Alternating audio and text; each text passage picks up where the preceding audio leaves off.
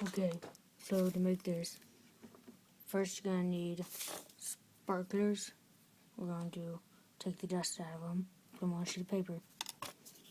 You need 2 bottle caps, some tape, and a fuse.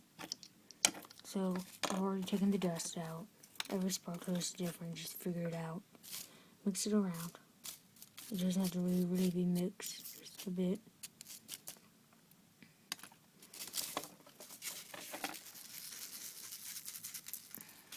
Do that.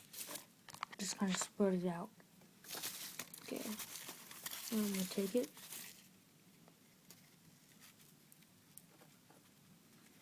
One second.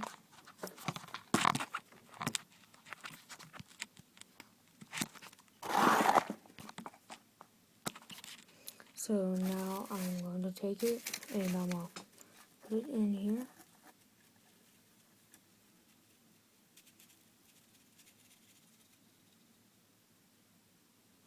Okay, since it's in there, now just kind of level it on. Take this one,